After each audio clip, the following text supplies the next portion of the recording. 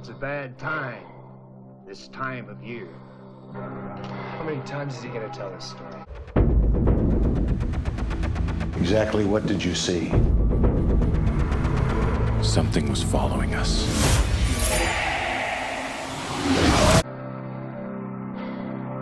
The first Valentine's dance in 20 years has to be something special.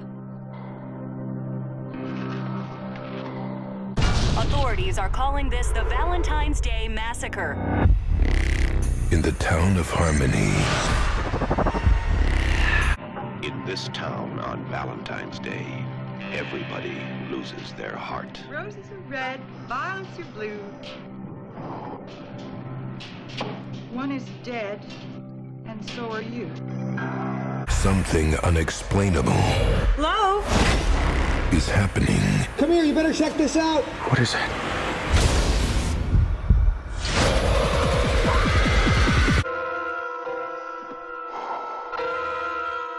In the town of Valentine Bluffs, there are many ways to die.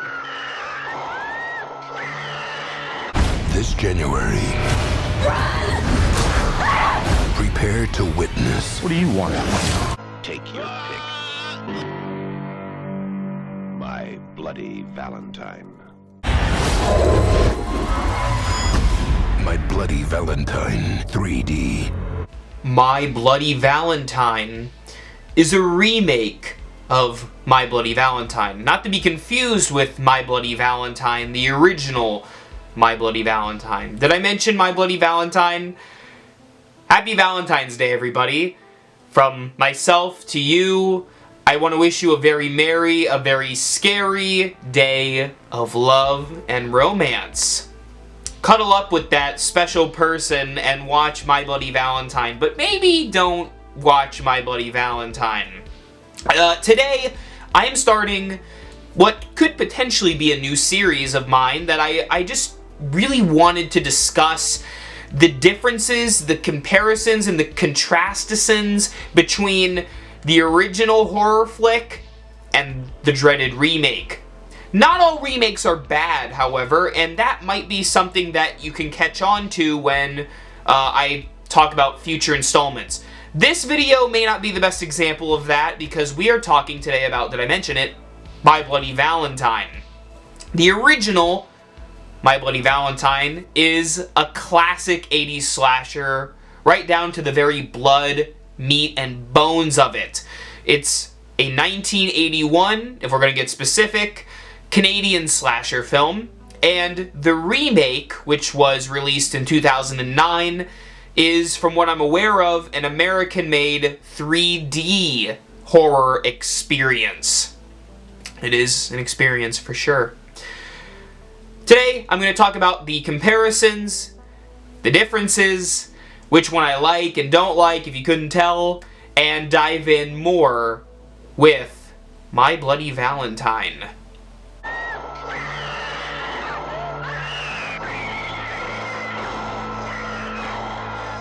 Take your pick.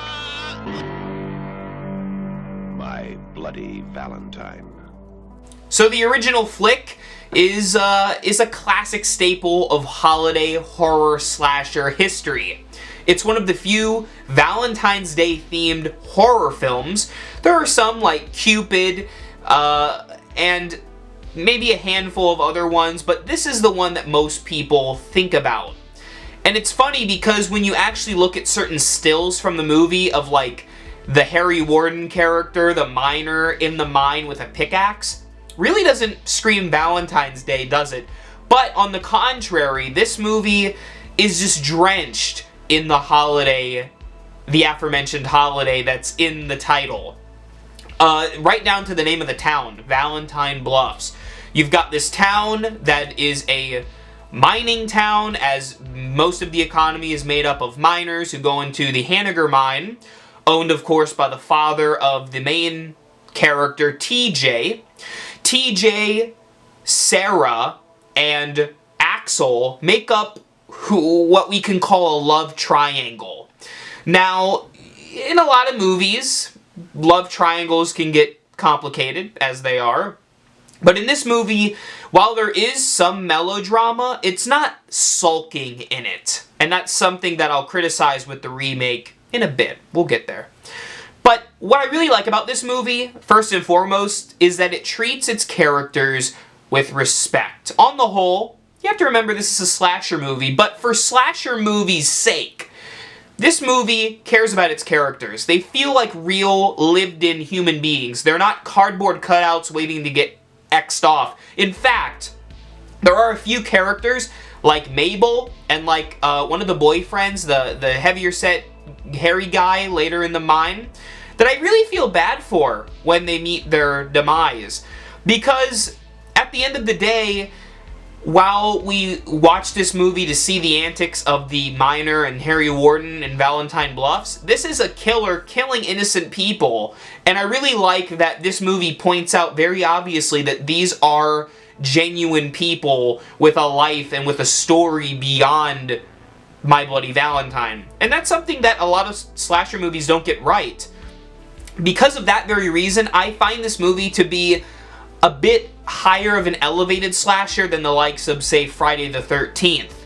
I really enjoy it for that reason, and though, yes, it has gore, yes, it has slasher movie tropes of, like, the who's there scenes, it's really clever in a lot of ways. I love that the characters all seem like genuine kids. They have camaraderie, they work in the mine, there's beefs between them, because there is this love triangle, there is a romance subplot, and that's to be expected in a Valentine's Day movie. Then you add the layer of Harry Warden, and things get a whole lot more interesting. So let's talk about Harry for a second.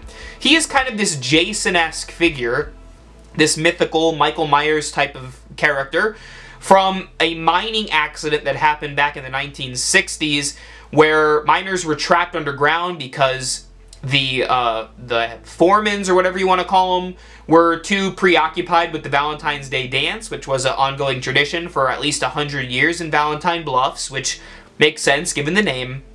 And because they were distracted, the miners were trapped. Harry Warden was forced to cannibalism and to killing the other miners, and every Valentine's Day since goes out, kills people. It's very similar to Friday the 13th and Halloween in the sense of this crazy man has one day where he seeks revenge. Now, there is a plot twist in here. If you haven't seen the movie, I'm going to spoil the plot twist for this movie and also the remake, so just keep that in mind. It's not a movie that relies on the plot twist. It's just an extra layer that makes this movie more fascinating than it already was. And that is one of our three in the love triangle, Axel, is the killer. Because how it worked is Harry Warden did the original killings, he died in prison, and Axel, being traumatized after Harry killed his own father, took on the mask of Harry Warden to seek out kind of this hurt-filled, pained revenge toward anyone who celebrates Valentine's Day. It's a clever gimmick, and I really like it. On top of that, I love the warmth of the movie, just like I said, the camaraderie, the characters of it. I love the setting. Both Valentine's Bluffs with all of the Valentine's Day decor. It's a perfect movie to watch on the 14th of February. And also, the mine is so creepy. Why are there not more horror movies set in mines? I don't know, but I love it. I also, of course, Harry Warden with the, it's kind of like a Darth Vader-y type of noise, but the breathing noises inside that mask, very creepy. The light, whenever you see a miner in this movie, you're a little bit triggered. You have a little bit of PTSD because you think it might be Harry Warden. Sometimes it is, sometimes it isn't, and I love that the movie kind of plays games with you.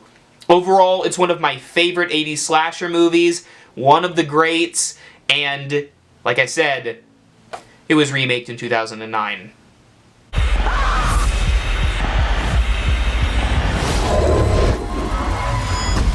My Bloody Valentine 3D.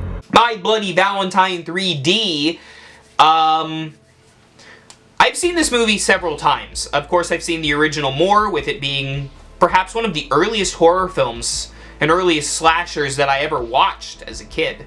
And by kid, I mean, like, I don't know, 7 years ago or something. Whatever. But, the remake I've seen quite a few times, too. I've seen it maybe 3 times, possibly.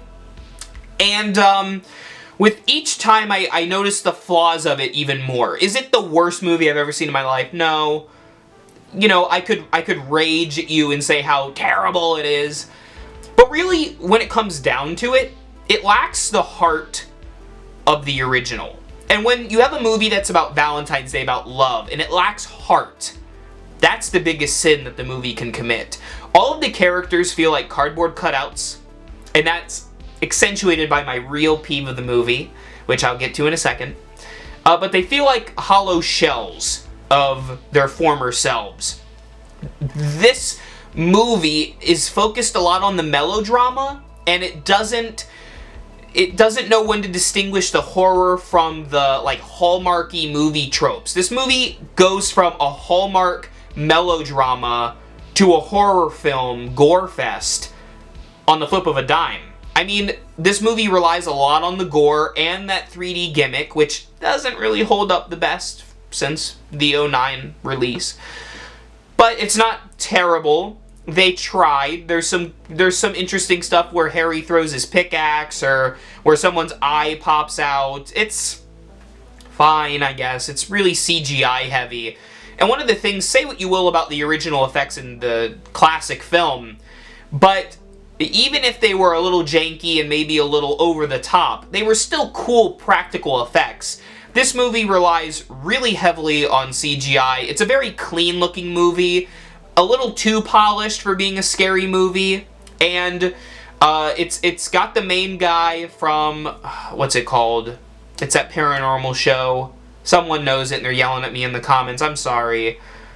Whatever. I can't even bother to remember the name. Paranormal show, something, look it up. But, okay, let me just get to it. I think the acting in this movie is not good. And, you know, I respect all these actors for trying. I'm sure they do a lot better in other material because there are some lines in this and I'm like, I don't know how anyone could deliver that properly, but the acting is just not good. Not good. It's really not good. And, there's moments in the screenplay, too, where I'm like, why is this happening? Why would someone say that? Like, there's a scene where he's mad because... Okay, so, to get back to the comparison section, there's basically the same plot as the original. You have the love triangle, same characters.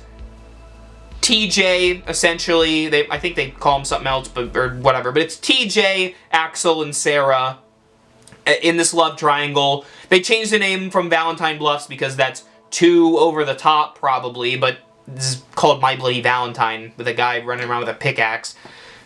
Don't take yourself too seriously in a My Bloody Valentine movie, but back to the core of it, you have this love triangle, and the catch here's the twist, is it's not Axel is the killer this time, it's TJ. You see what they did? It's clever. Not really, because there are moments that literally trick the audience. When you see Harry Warden and TJ in the same shot, you go, well, it can't be him now. No, it was just a hallucination in his mind. I don't know, it feels kind of cheap. There are better ways they could have pulled it off, and they just stuck to the cheapest thing. What this movie really feels like is a cheap rehashing of the original, taking the life and the soul out of it, giving you what you want. Harry Warden's got a pickaxe and he stabs people with it, but really at the end of the day, this isn't My Bloody Valentine. It's not the same thing. The climax isn't in the mine. The town isn't Valentine's themed. There's very little Valentines in this movie. It's almost played off as a joke or as like a crutch, whereas the original embraced the holiday that was in the title. The acting is just weak. It feels drab.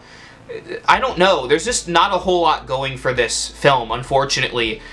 There are a couple things that I guess some horror fans might like. There's a lot of gore in it, mostly after the fact gore. Like, the gore in the kills isn't crazy, and when it is, it's CGI.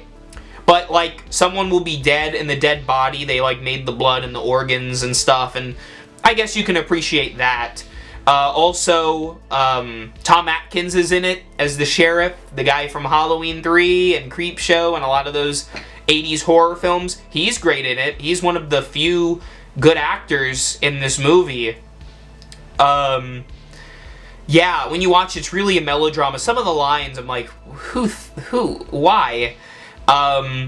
There's a scene where, because like I said, it's a love triangle, and in both versions, TJ comes back to the town, and Axel and Sarah are together, and his interruption of their relationship, it gets the love triangle heated, and there's a line in this where Axel's like, "This is my wife. We have a child together. We share a bed together. We have sex." And I'm like, who says that to someone? What line is that? And then on top of it, there's some gratuitous sex scenes in this movie, which, you know, for being a Valentine's Day movie, the original didn't have for an 80s slasher film, and I just applaud it. I mean, there's a little bit of boob gropage in the original movie, but there's not like something flat out as ridiculous as a naked woman running through a parking lot in this movie. Yeah, that happens. And there's a gratuitous sex scene in it, and I'm like, this guy, who is this guy? So I look it up, like on IMDb. The guy in the sex scene is the screenwriter of this movie. He also did the screenplay for Jason X. So there you go. There you go. At the end of the day, though, despite my jokes and grievances with it, it's a hollow shell of what was a great 80s slasher film. If it ain't broke, don't fix it, so why bother watching the remake when the original is good enough? Closing thoughts on My Bloody Valentine and My Bloody Valentine 3D. Both are Valentine's Day slasher films, that should be obvious given the titles, but one of them lacks the heart of Valentine's Day, the heart of the original, and that is the 3D counterpart to what is a truly remarkable horror film from 1981. Go out and watch My Bloody Valentine tonight, if you dare. Watch out for any mining lights. And thank you for watching. If you liked this video, leave a comment down below, because I'd love to talk about Friday the 13th, Nightmare on Elm Street, Halloween, Child's Play. The list goes on. There are other horror franchises that I can do this for. So let me know. I'd be curious to hear from you. Thank you for watching. Happy Valentine's Day yet again. Love you guys. And remember, for all things Halloween, this is hauntformer.